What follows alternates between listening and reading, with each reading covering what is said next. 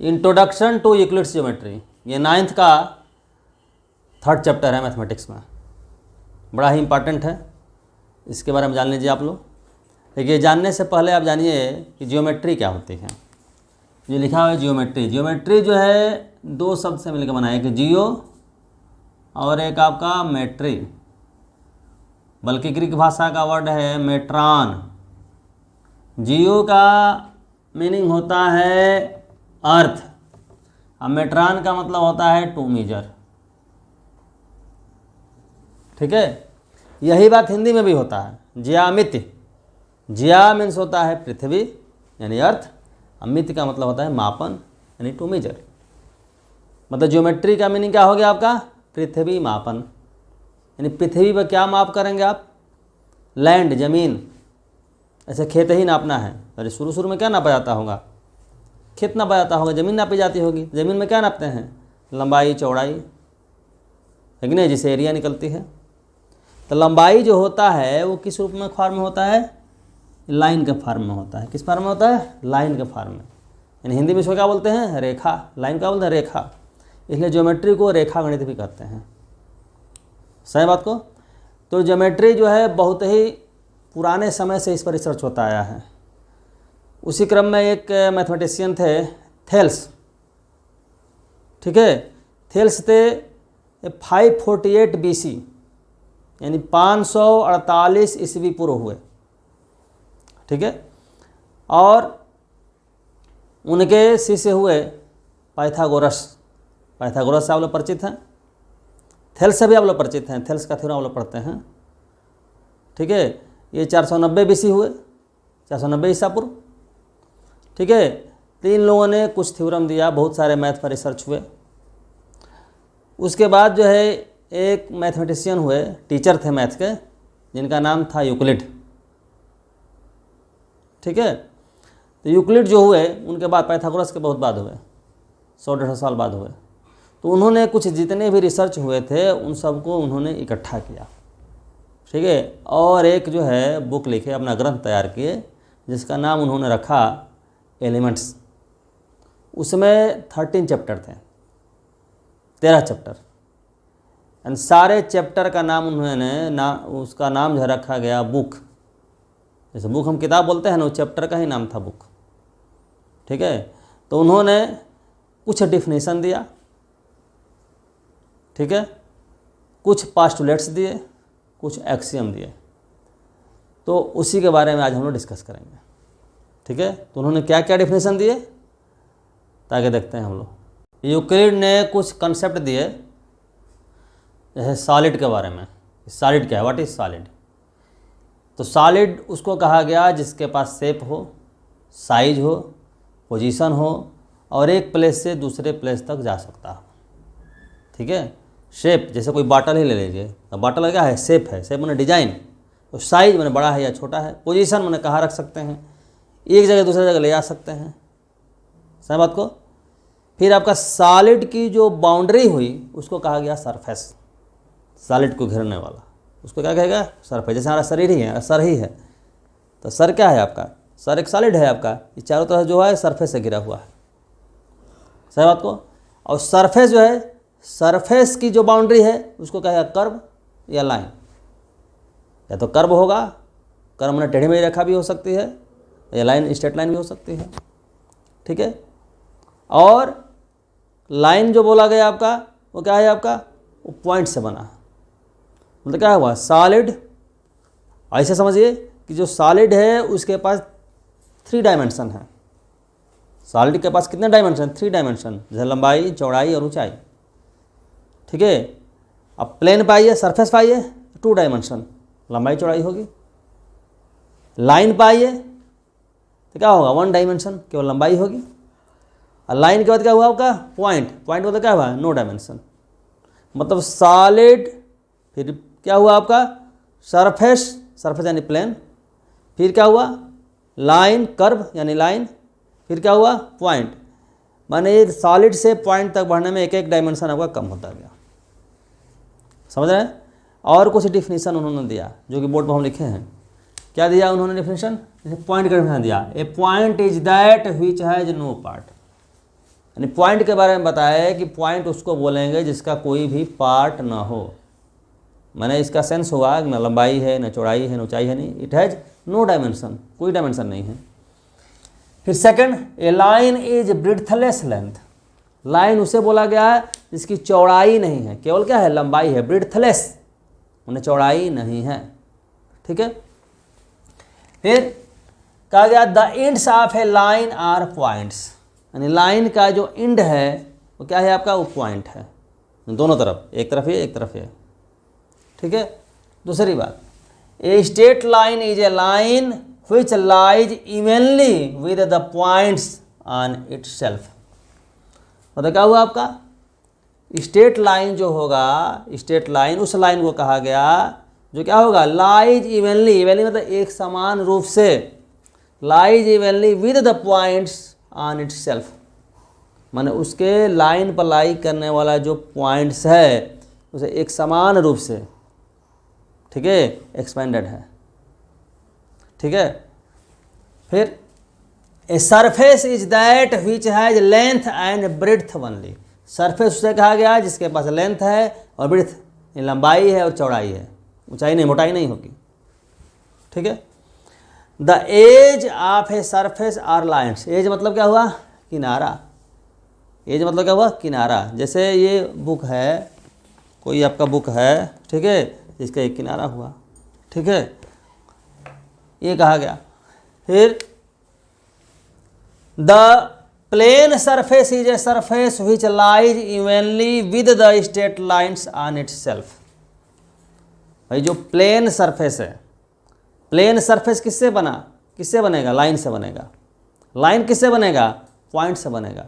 तो plane surface पर जो लाइन होगा क्या है, इवनली, माने एक समान रूप से क्या हुआ आपका, बढ़ेगा, एक समान रूप से लाइन को, बहुत सारे लाइन को मिलाइए तो क्या हो जाएगी, प्लेन बन जाएगा आपका, ठीक है। ये उनके डेफिनेशन थे।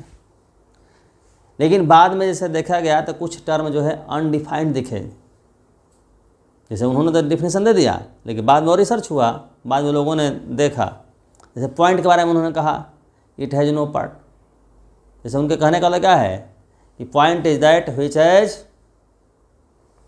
विच has no length, no breadth,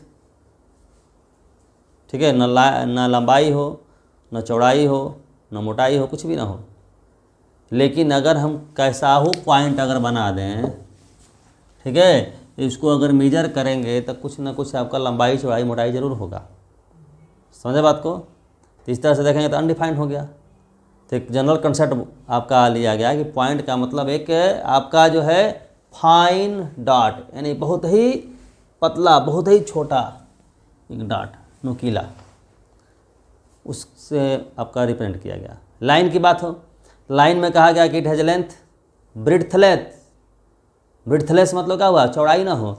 अब कितना हो आपका पतला लाइन अगर ड्रा करेंगे जैसे कुछ ना कुछ मोटाई हो जाएगी, ठीक है। इसका कंसेप्ट दिया, जैसे कोई का पेपर है, पेपर को अगर मोड़ दीजिए तो उसको जो निशान बना उसको एक लाइन कह दिया गया आपका, समझ रहे बात को, ये चीज़ है। इस तरह से कुछ टर्म जो है अनडिफाइंड हुए। अब हम लोग देख लेते हैं कि उन्होंने क्या पोस्टुलेट दिए थे, ठीक है। पोस्टुलेट और एक्सियम दो चीज़ हैं। तो पोस्टुलेट को बोलते हैं अभिधारणा या अवधारणा, ठीक है। अवधारणा माने धारणा करना, जिसके माने एक कंसेप्ट उन्होंने दिया। इसको पोस्टुलेट हो चाहे एक्सियम है, इसको प्रूव करने की ज़रूरत नहीं होती है, ये स्वयं से अभिधारणा है। जैसे हम कह दें कि सूर्य पूरब में निकलता है, या ऐसे बोलें कि जिस दिशा में सूर्य निकलता है उसको पूरब हम कहते हैं। अब ये कहा जाए कि प्रूव करिए कि सूर्य पूरब में निकलता है, तो प्रूव नहीं कर सकते हैं, ठीक है। एक कंसेप्ट है, जिधर सूर्य निकलेगा उधर हम पूरब कहेंगे, सूर्य को देख करके दिशा हम ज्ञात कर लेते हैं। तो ये क्या है, एक आपका जो है यूनिवर्सल ट्रूथ है, तो उस तरह से पोस्टुलेट होता है। तो उन्होंने जो दिया एजम्पशन जो दिया, उस एजम्पशन को पोस्टुलेट उन्होंने कहा, जिसका ज्योमेट्री में यूज करते हैं। एक्सियम उन्होंने कहा जिसका जो है पूरे होल मैथमेटिक्स में यूज है उनके अनुसार, ठीक है। तो उनका पोस्टुलेट और एक्सियम क्या है बताते हैं आपको। देखिए यूक्लिड्स का एक्सियम जो है, आप पढ़ने के बाद ये देखेंगे कि आप ये पहले से सब जानते हैं। सब को एक्सियम का मतलब यही होता है स्वयं सिद्धि, स्वयं सिद्ध मतलब अपने आप में सिद्ध है, ठीक ना, प्रूफ करने की ज़रूरत उसको नहीं है। समझे बात को? जैसे देखिए, जैसे things which are equal to the same thing are equal to one another. ठीक है, मतलब दो थिंग्स है जो इक्वल टू सेम थिंग, माने सेम थिंग के अगर इक्वल है तो क्या होगा, दोनों एक दूसरे के इक्वल होगा। मतलब इसको मैथमेटिकली समझ ज़्यादा समझ में आएगा। जैसे ए इज इक्वल टू बी है और सी इज इक्वल टू बी है, ए भी बी के इक्वल है और सी भी बी के इक्वल है, माने ए और सी दो थिंग हो गए, दो वस्तुएं हो गई या दो ऑब्जेक्ट हो गए, वो सेम बी के इक्वल हो गया, तो ए और सी आपस में क्या होंगे, इक्वल होंगे। ये बात समझ में आ रही है? If A is equal to B and C is also equal to B, then A is equal to C. ऐसा नहीं कि पहली बार आप जान रहे हैं, पहले से आप जानते हैं, ठीक है, या नहीं भी जानते हैं होंगे तो समझने में कोई दिक्कत नहीं होगी, एक्सियम यही होता है। ठीक है, सेकंड में क्या दिया गया उन्होंने कि if equals are added to equals then the wholes are equal. आप पहले जानते हैं अगर A is equal to B है, अगर कोई भी इक्वेशन लिख दिया गया तो सेम थिंग या सेम नंबर अगर दोनों साइड जोड़ दिया जाए, लचा साइड से दोनों जोड़ दिया जाए तो कोई फर्क नहीं पड़ता है, यही बात कह रहे हैं ये। देखिए A is equal to B implies that A plus C is equal B plus C, यानी दोनों साइड अगर सी ऐड कर दें तो कोई फर्क नहीं पड़ेगा, इक्वल होगा। तो जानते हैं आप, वही बात है कि सेम थिंग अगर हम क्या करें, सब्ट्रैक्ट कर दें, जैसे A minus C is equal B minus C, कोई फर्क नहीं पड़ेगा। ठीक है, ऐसे ही क्या है, things which coincide with one another are equal to one another. ठीक है, दो थिंग्स है एक दूसरे से कोइंसाइड कर जाए, यानी एक ही हो जाए, कोइंसाइड करना मतलब एक ही हो जाए, तो दोनों क्या हो जाए, एक दूसरे के इक्वल। ठीक है, फिर क्या है, the whole is greater than the part. Whole, जैसे ये हमारा मार्कर है, ये मार्कर है हमारा, ठीक है, और इस मार्कर का ये जो ढक्कन है क्या है, एक पार्ट है, इसका हिस्सा है, या ये पोर्शन क्या है, पूरे मार्कर का हिस्सा है। तो होल यानी पूरा मार्कर क्या होगा आपका, अपने पार्ट से क्या होगा, बड़ा होगा। समझ बात को? ये बात कहने का अर्थ है। अब देखिए, things which are double of the same thing are equal to one another. कहने का मतलब क्या है आपका, सेम थिंग, दो चीज़ आपका इक्वल है, ए और बी इक्वल है तो उसका डबल भी इक्वल होगा। मतलब क्या है, if A is equal to B imply that two A is equal to B. ठीक है, ऐसे ही अगला उन्होंने कंसेप्ट दिया कि things which are halves of the same thing are equal to one another. मतलब क्या है, दो ऑब्जेक्ट इक्वल है तो उनका हाफ, आधा भी क्या होगा, इक्वल होगा। आप जानते हैं, जैसे कहने का मतलब क्या हुआ कि A is equal to B implies that A by two is equal to B by two. ठीक है, उस तरह से अगला एक्सियम उन्होंने दिया। ठीक है, if A is equal to B and B is equal to C implies that A is greater than B is greater than C implies that A is greater than C. ये चीज़ है, समझे बात को? ये कहने का अर्थ है, मतलब क्या है, ये क्लियर को समझ में आ रहा होगा। ठीक है, ए बी से बड़ा है और बी सी से बड़ा है तो ये ऑटोमेटिकली सी से बड़ा होगा। ठीक है, जैसे तुमसे तुम्हारे पिताजी बड़े हैं, ठीक है, अब पिताजी से बड़े कौन है, दादा हैं, तो दादा तुमसे बड़े होंगे। समझ बात को? कोई दिक्कत? इस तरीके से कहने का अर्थ हुआ। तो ये था आपका यूक्लिड का एक्सियम। अब था यूक्लिड का पोस्टुलेट क्या है, 5 पोस्टुलेट उन्होंने दिया था, उसके बारे में जान लीजिए।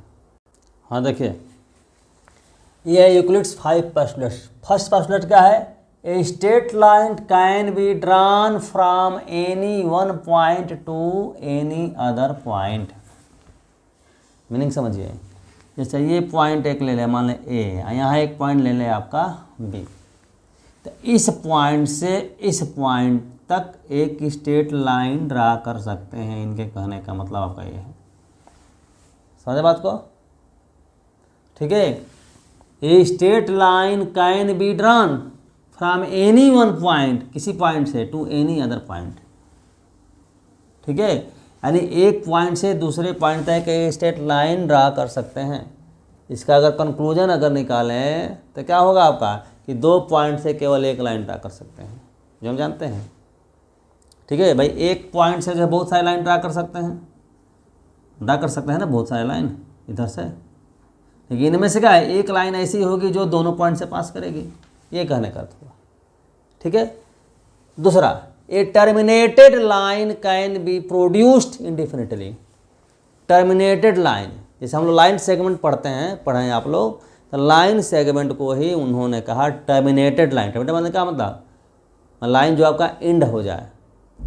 ऐसे हम लोग अब तक आप पढ़े होंगे कि लाइन का मतलब क्या होता है, जिसका लेंथ क्या हो, इनफाइनाइट हो, समझ बात को। लेकिन ये लाइन जो बोले आपका, जैसे बोला गया आपका उसमें था, बताया था डेफिनेशन में आपका कि लाइन कहाँ एंड हुआ, 2 पॉइंट पर एंड हुआ। मतलब इनका लाइन का मतलब क्या है, डिफरेंट लेंथ की बात हो रही थी। ठीक है। तो आप डिफरेंट लेंथ की जो लाइन होती है उसको हम लोग बोलते हैं लाइन सेगमेंट। लाइन सेगमेंट को ही उन्होंने कहा टर्मिनेटेड लाइन। तो टर्मिनेटेड जो लाइन है, लाइन सेगमेंट जो है वो प्रोड्यूस होगा इंडिफिनिटली। मतलब देखिए ये भी लाइन सेगमेंट है, इधर जहाँ तक चाहे बढ़ा सकते हैं, इधर जहाँ तक चाहे बढ़ा सकते हैं, कहने का मतलब। ठीक है। अगला है a circle can be drawn with any centre and radius. माने कोई भी किसी भी सेंटर और किसी भी रेडियस को लेकर कोई एक सर्किल ड्रा कर सकते हैं, सही बात को। ठीक है। जैसे मान लीजिए आपसे कहें कि 5 cm रेडियस लेकर एक सर्किल ड्रा करो अपने कॉपी पर, ड्रा कर लोगे आराम से, ये कहने का अर्थ है। अब देखिए अगला है कि all right angles are equal to one another. जितने भी राइट एंगल होते हैं, राइट एंगल मतलब क्या है, 90 डिग्री। जितने भी राइट एंगल बनाएंगे सब एक दूसरे क्या होता है, इक्वल होता है, सबका मेजरमेंट क्या होगा, 90 डिग्री होगा।